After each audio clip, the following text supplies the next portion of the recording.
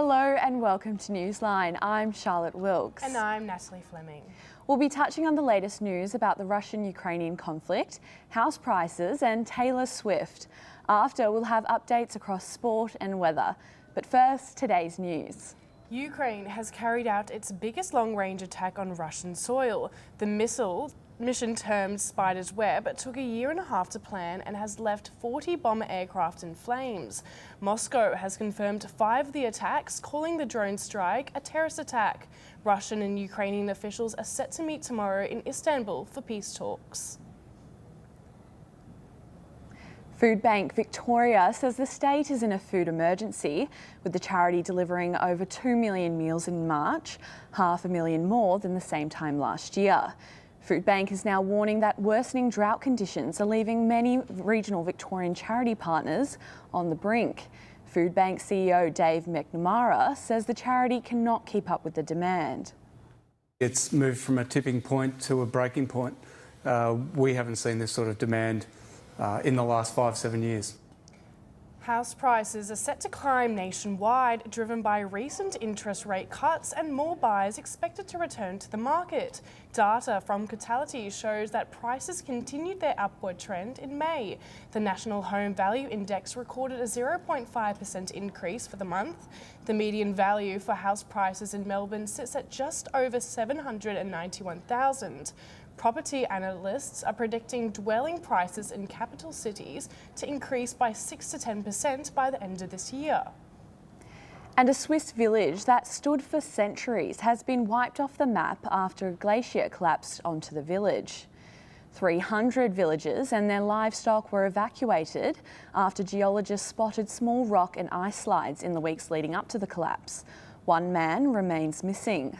Leading glacier specialist at Zurich's Federal Institute of Technology, Matthias Huss, says the disaster was caused by global warming. US pop star Taylor Swift has brought back the rights to her master's recordings from the investment firm Shamrock Capital for her first 6 albums. Swift originally lost the rights back in 2019 when her former record label sold them exclusively to music executive Scooter Braun. She claimed she wasn't given the opportunity to purchase them herself. Her singer has since re-recorded her 4 albums of her early albums. They're known as Taylor's Version. That's all for our headlines. Now to our first story. The VCAR board has been completely sacked in the first stage of a review. The review follows 3 consecutive years of VCE exam blunders. Thomas Williamson with more. VCE graduate Caitlin Nguyen is turning the page on the exam period after all 5 of her exams were compromised. I do remember feeling quite worried because I was unsure about what was going to happen. The Education Minister is still dealing with the fallout after 65 exams were compromised by the leaks. He announced the first results after a major review. The status quo of the VCAA will no longer cut it. The Minister says he's accepted all 8 recommendations, which include replacing the VCAA board, the appointment of a new Chief Executive Officer, the creation of backup exams in case of future errors, and the removal of cover sheets for student access. This was a unmitigated, unauthorised process that was undertaken, and that has led to where we are today. So there will be no exam cover sheets going forward. The review found the cover sheets were an error as a result of production delays which caused staff to fall behind. It concertinaed at that point, and as a result something was done that shouldn't have been done. A new method of creating sample cover sheets on Adobe was introduced to expedite production, which unintentionally enabled some questions and material to be assessed by students when put through a text editor. Minister for Education Ben Carroll says there's a clear pathway forward for VCE exams after 3 years of mistakes. Students, they put a lot of faith in the system that, when they arrive in that exam room, their exam will be, unseen. Everyone's got a level playing field.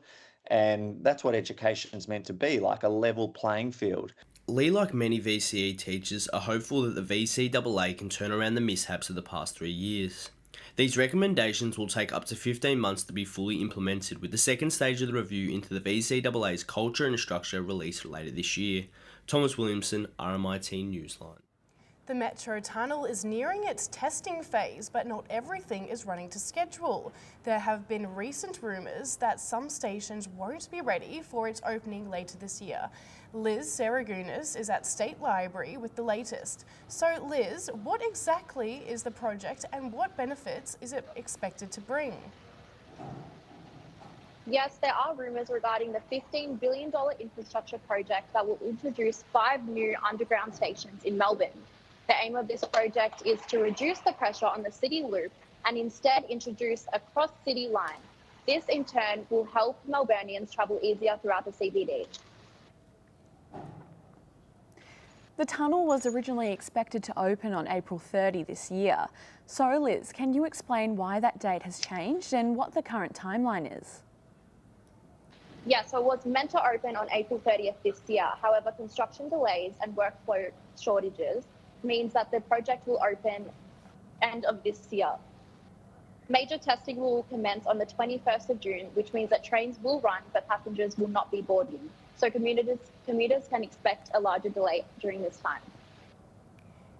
Nearby RMIT students have faced years of disruption as a result of this infrastructure. What impact could these delays have on them? So given their close proximity to the construction, many students are complaining about noise levels and harder accessibility to their buildings. Here's what they have to say. That's like an extra 15 minutes to get to class, across the road. I mean, we'd run across, but... It's really annoying when you're trying to get around the city and to uni. There's like heaps of delays. You have to go around different pathways, take like 10 extra minutes to get somewhere. It's also been super loud, like when you're trying to study in the library, all you hear is the drills and the workers and the banging. I find it very inconvenient getting to uni, getting off the train, off the tram. I ride to work. It's been really impactful. It takes ages to get anywhere at the city now. So there's been reports that some stations might not be ready when services start. What does that mean for commuters? So there are rumours that while stations are open, not all stations will be taking passengers. This means that trains will bypass certain stations. So commuters along the Stanbury, Cranberg and Pakenham line will be affected, and they can expect larger delays during that time as well. Has there been any official confirmation from the government or Metro Tunnel authorities about station skipping? No, there hasn't been any official announcement yet, but the government is doing what they can to manage delays and to minimise disruption. Back to you. Thanks, Liz. That was Liz Saragunas reporting live from the unopened State Library station. We're heading to a short break now. We'll be back with international news with Alyssa Fraser.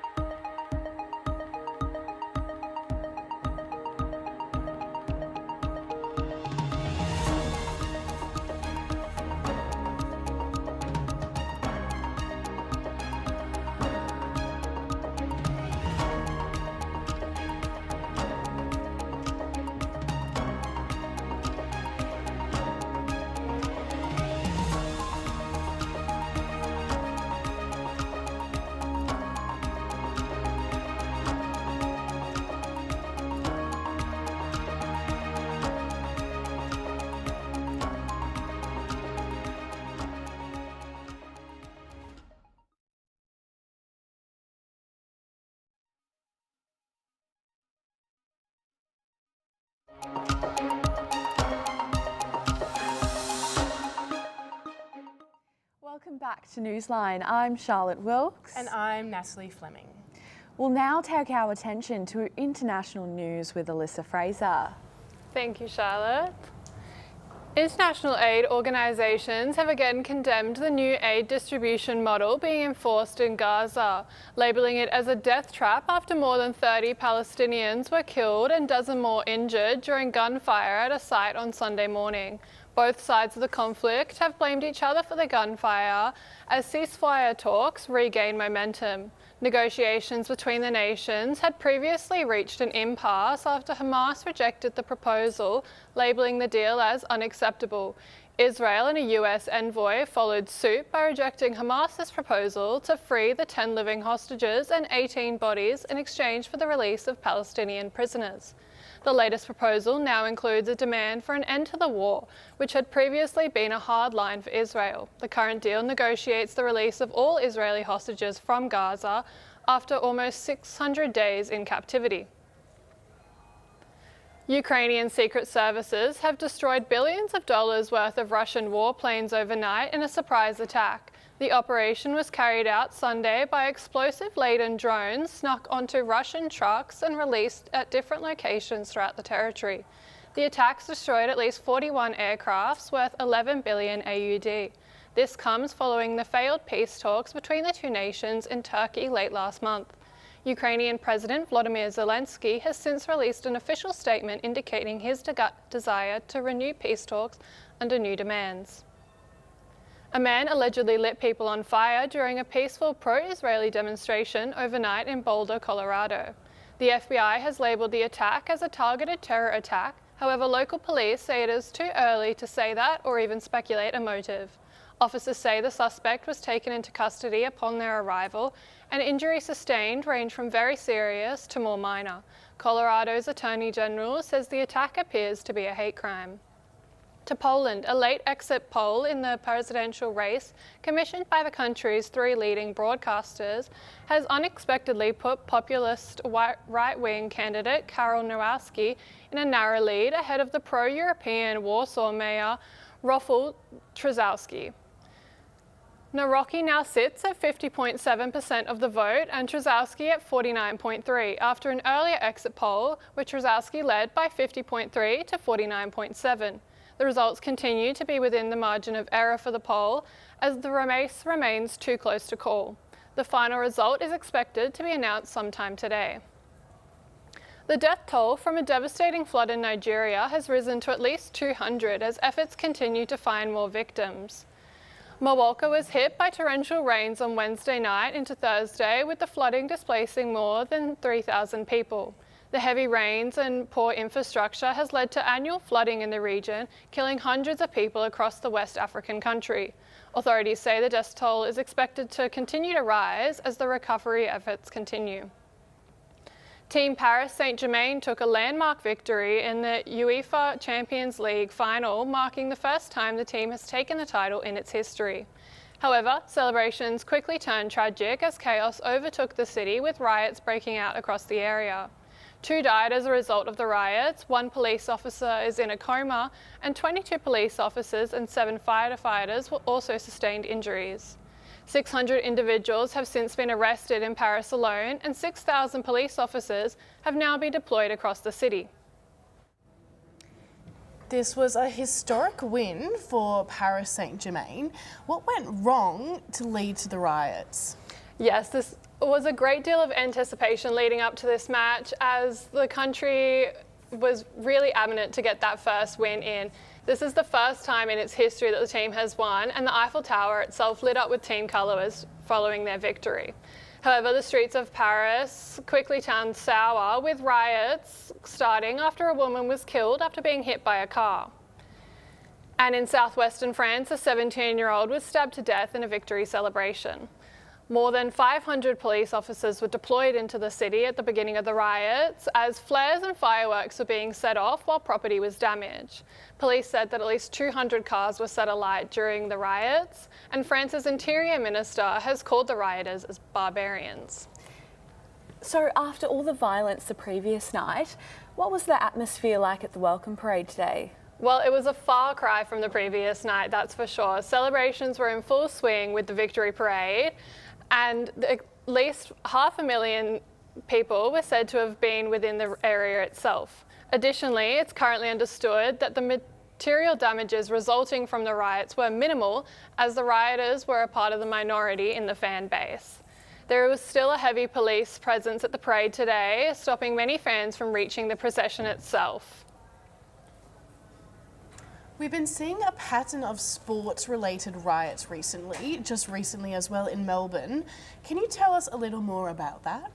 Yes, we saw some riots just last Saturday in the lead up to the A-League final. Fans were seen marching through Richmond all the way to Amy Park while setting off flares, with some even clashing with the riot police. Police say they were disappointed with the behaviour of some of the fans, who were taunting and throwing flares at the police themselves.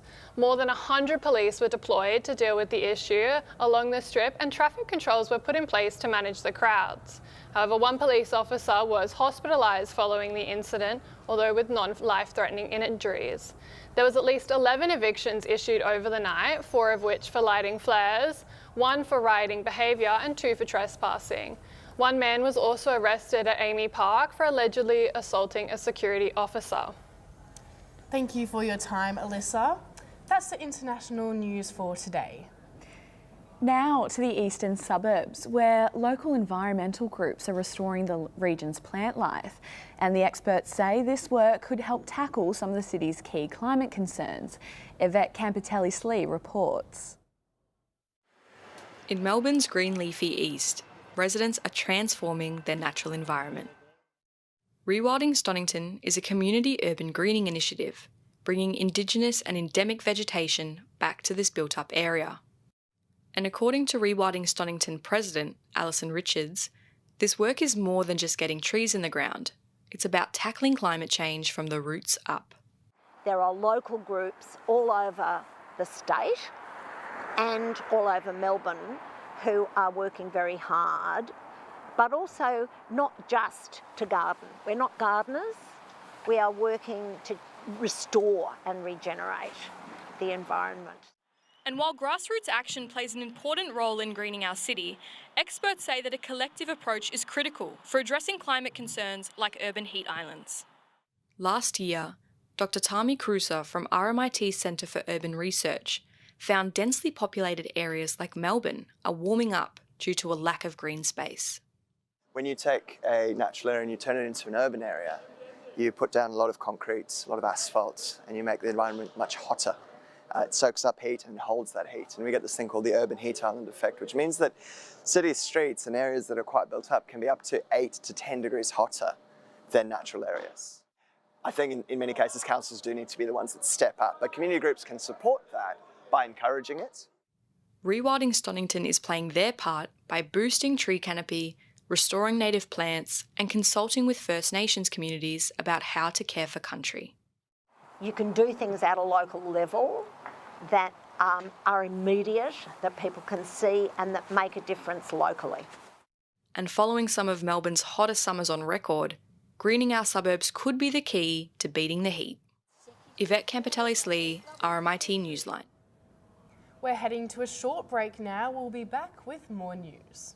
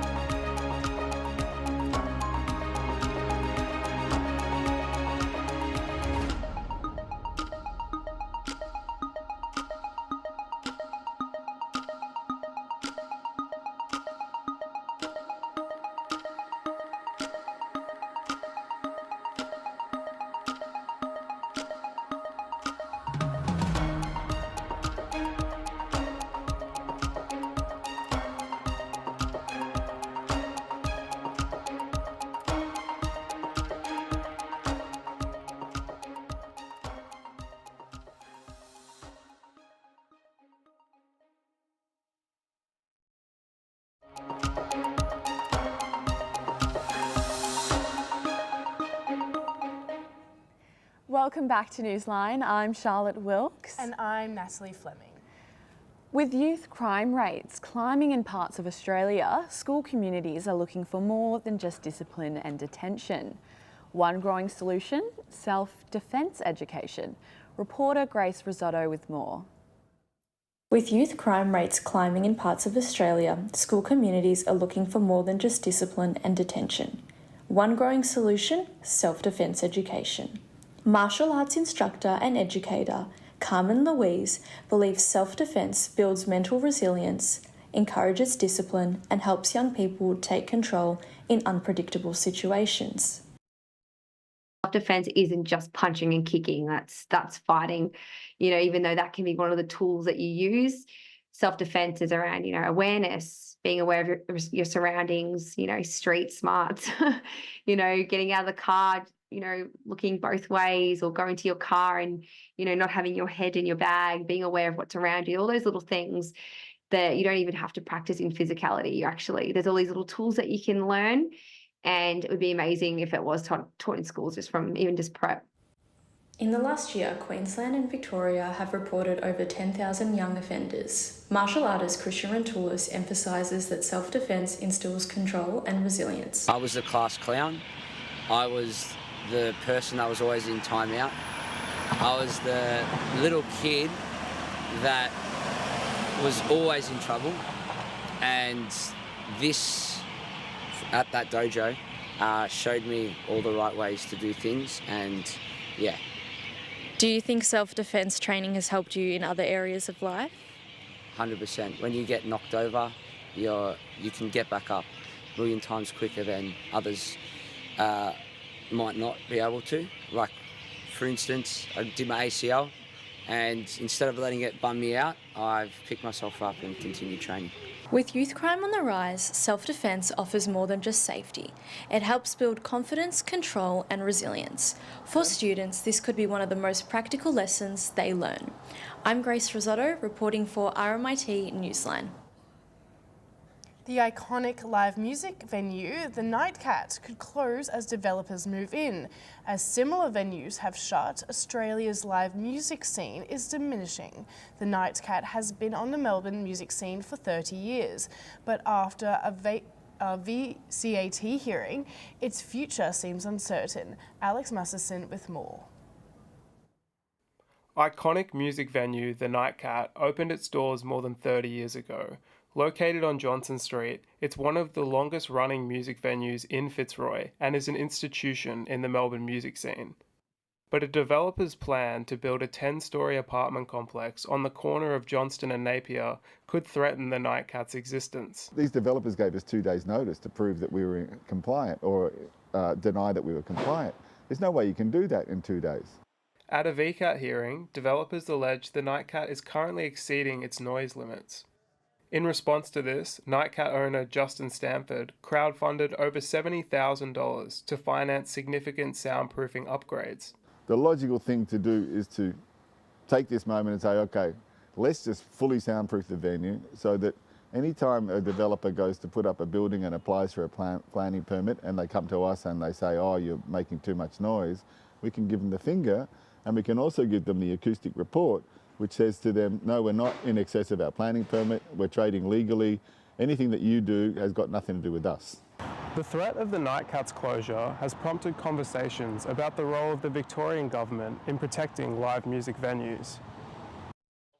Triple R presenter and Northside Records manager Chris Gill believes that more could be done. What we can do as a community is just get the government to enact safeguards, really, against property developers especially, I suppose. And they can still do their thing, but it's just around cultural institutions, such as super funky music venues.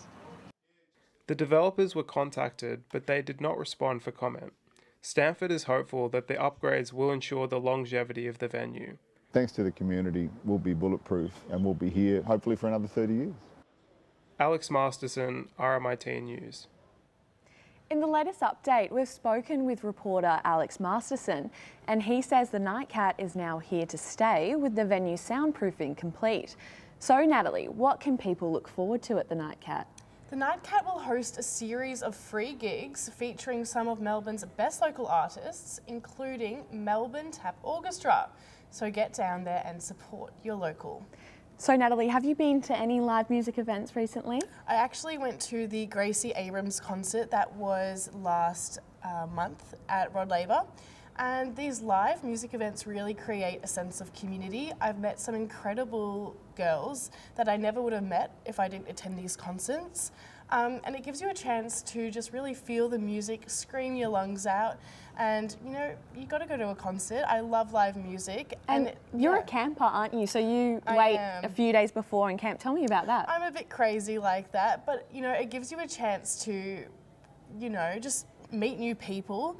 You can explore a bit of Melbourne while you're camping out on the streets, and you know, it just creates a really nice vibe around the community, and also just seeing your artists, all these people coming together for that.